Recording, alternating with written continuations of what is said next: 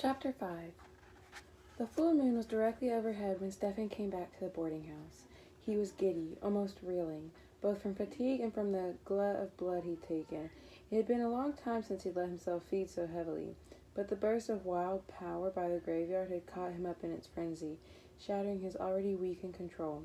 He still wasn't sure where the power had come from.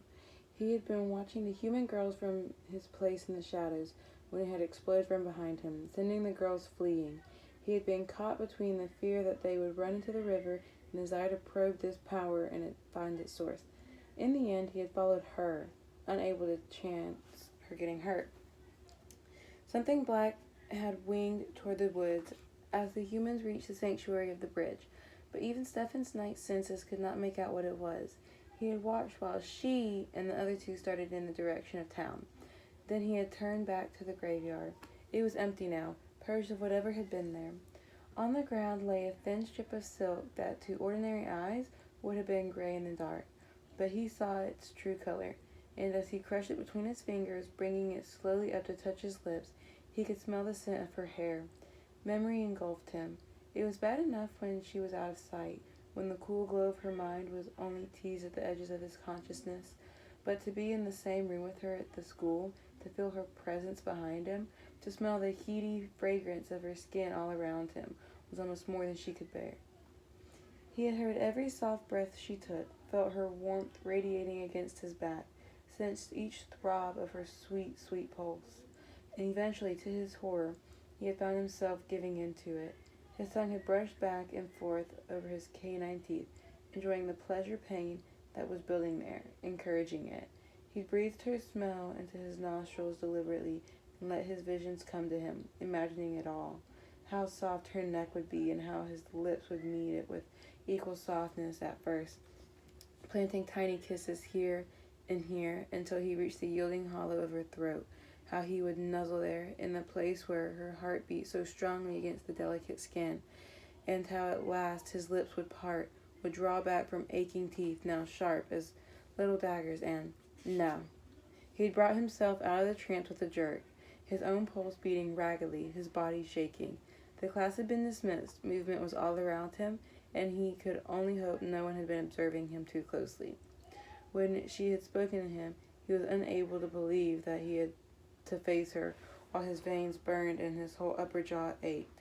He'd been afraid for a moment that his control would break, that he would seize her shoulders and take her in front of all of them.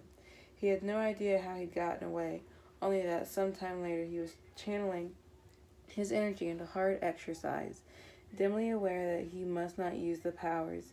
It didn't matter, even without them. He was in every way superior to the mortal boys who competed with him on the football field. His sight was sharper, his reflexes faster, his muscles stronger. Presently, a hand had clapped him on the back, and Matt's voice had rung in his ears. "Congratulations! Welcome to the team!" Looking into that honest, smiling face, Stefan had been overcome with shame. "If you knew what I was, you wouldn't smile at me," he thought grimly. "I've won this competition of yours by deception. And the girl you love, you do love her, don't you, is in my thoughts right now." And she had remained in his thoughts despite all his efforts to banish her that afternoon. He had wandered to the graveyard blindly, pulled from the woods by a force he did not understand. Once there, he had watched her, fighting himself, fighting the need, until the surge of power had sent her and her friends running, and then he'd come home, but only after feeding, after losing control of himself. He couldn't remember exactly how it happened, how he'd let it happen. That flare of power had started it, awakening things inside him best left sleeping, the hunting need, the craving for the chase, for the smell of fear, and the savage triumph of the kill. It had been years, centuries, since he'd felt the need with such force. His veins had begun burning like fire, and all his thoughts had turned red. He could think of nothing else but the hot, coppery taste, the primal vibrancy of blood. With that excitement still raging through him, he'd taken a step or two after the girls. That might have happened if he hadn't scented the old man was better not thought about. But as he reached the end of the bridge, his nostrils had flared the sharp, distinctive odor of human flesh, human blood, the ultimate elixir, the forbidden wine, more intoxicating than any liquor, the streaming essence of life itself. And he was so tired of fighting the need There had been a movement on the bank under the bridge as a pile of old rags stirred. In the next instant, Stefan had landed gracefully, cat-like, beside it. His hands shot out and pulled the rags away, exposing a wizened, blinking face atop a scrawny neck. His lips drew back, and then there was no sound but the feeding. Now, as he stumbled up the main staircase of the boarding house, he tried not to think about it, and not to think about her, about the girl who tempted him with her warmth, her life. She had been the one he truly desired, but he must put a stop to that. He must kill any such thoughts before they were started from now on, for his sake and for her own.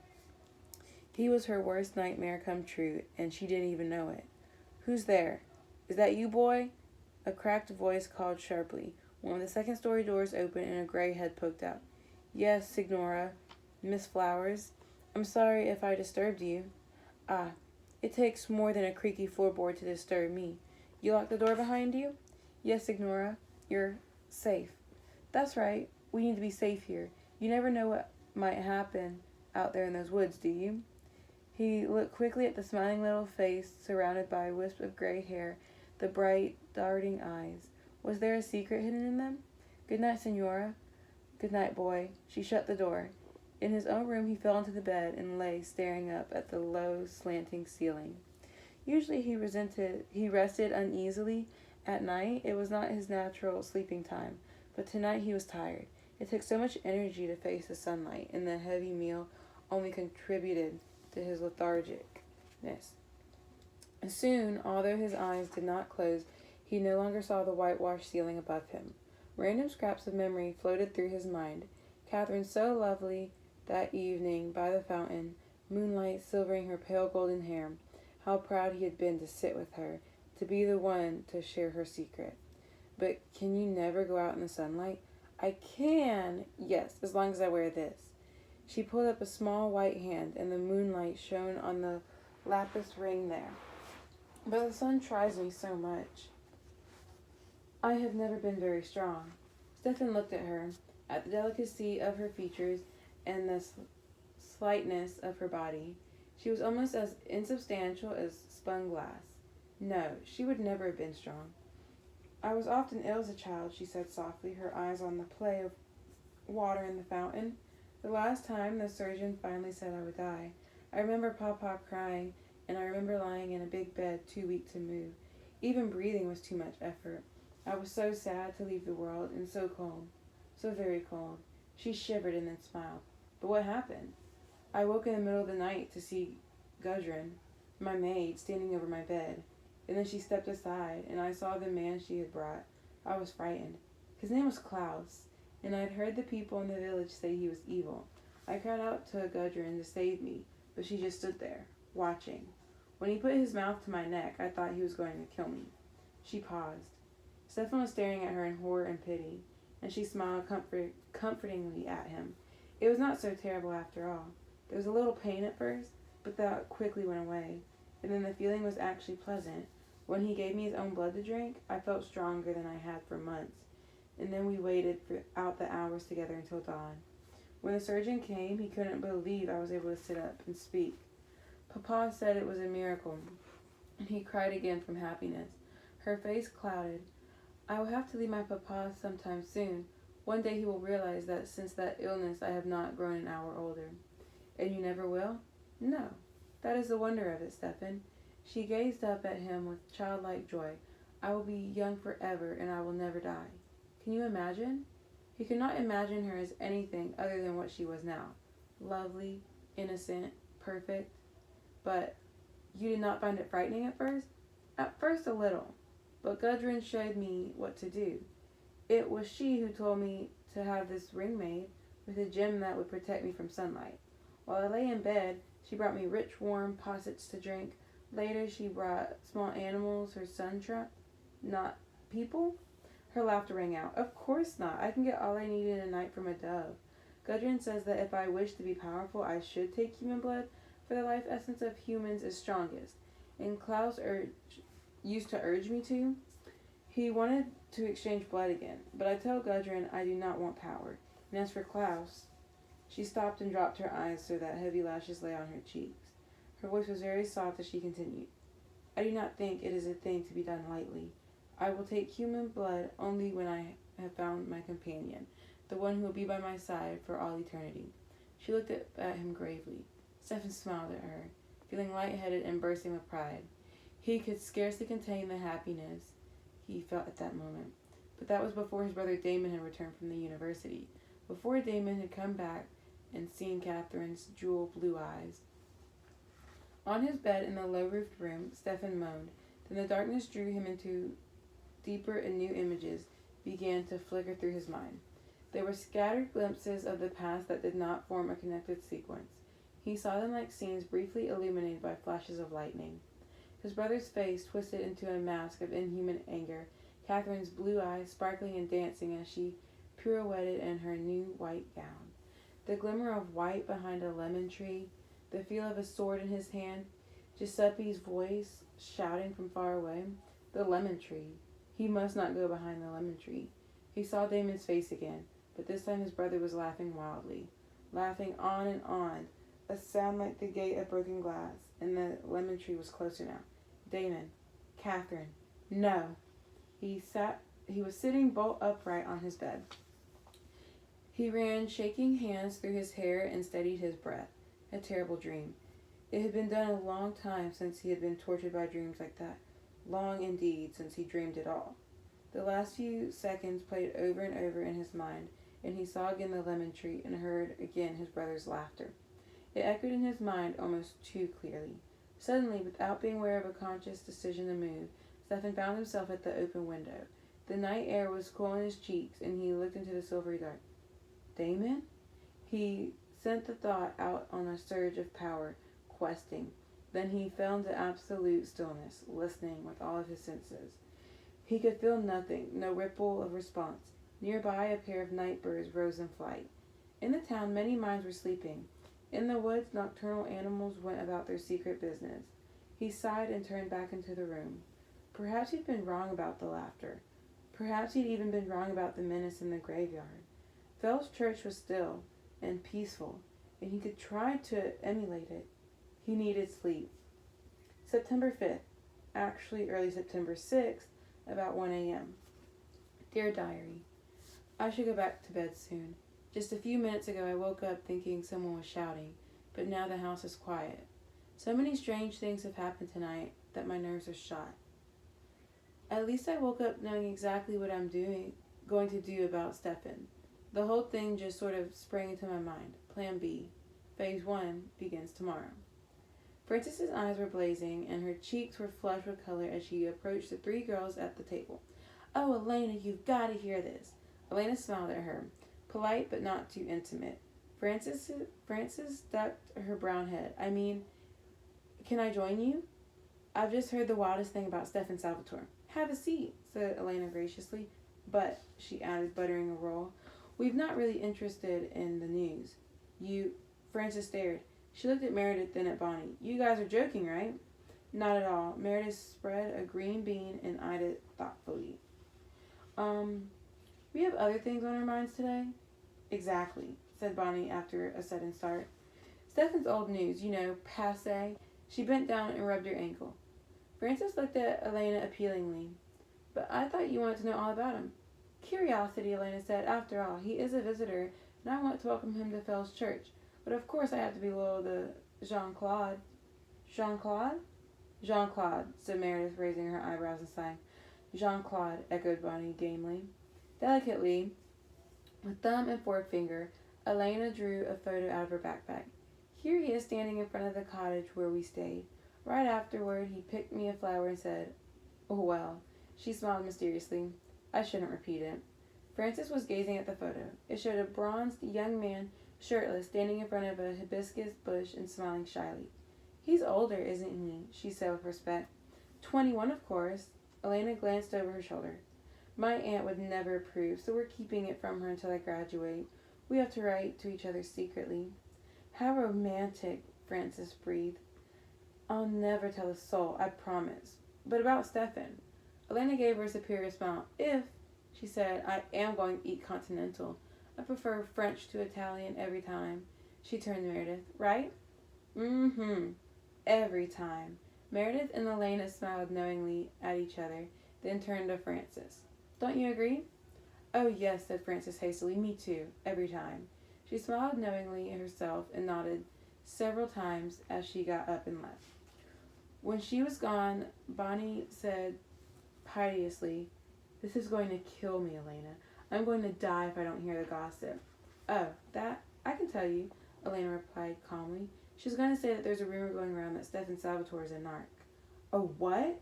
Bonnie stared and then burst into laughter. But that's ridiculous. What narc in the world would dress like that and wear dark sunglasses? I mean, he's done everything he can to draw attention to himself. Her voice trailed off and her brown eyes widened. But then, that may be why he does it. Who would ever suspect anybody so obvious? And he does live alone. And he's awfully secretive. Elena, what if it's true? It isn't, said Meredith. How do you know? Because I'm the one who started it. At Bonnie's expression, she grinned and added, Elena told me to. Oh. Bonnie looked admiringly at Elena. You're wicked. Can I tell people he's got a terminal disease? No, you cannot. I don't want any Florence Nightingale types lining up to hold his hand. But you can tell people whatever you want about Jean-Claude. Bonnie picked up the photograph. Who was he really? The gardener? He was crazy about those hibiscus bushes. He was also married with 2 kids. Pity, said Bonnie seriously. And you told Frances not to tell anyone about him. Right. Elena checked her watch, which means that by, say 2 o'clock, it ought to be all over the school. After school, the girls went to Bonnie's house. They were greeted at the front door by a shrill yapping, and when Bonnie opened the door, a very old, very fat Pekingese tried to escape. His name was Yangtze, and he was so spoiled that no one except Bonnie's mother, could stand him. He nipped at Elena's ankle as she went by. The living room was dim and crowded with lots of rather fussy furniture and heavy curtains at the windows. Bonnie's sister Mary was there, unpinning a cap from her wavy red head. She was just 2 years older than Bonnie, and she worked at the Fells Church Clinic. Oh, Bonnie, she said, I'm glad you're back. Hello, Elena, Meredith. Elena Meredith said hello. What's the matter? You look tired, said Bonnie. Mary dropped her cap on the coffee table. Instead of answering, she asked a question in return.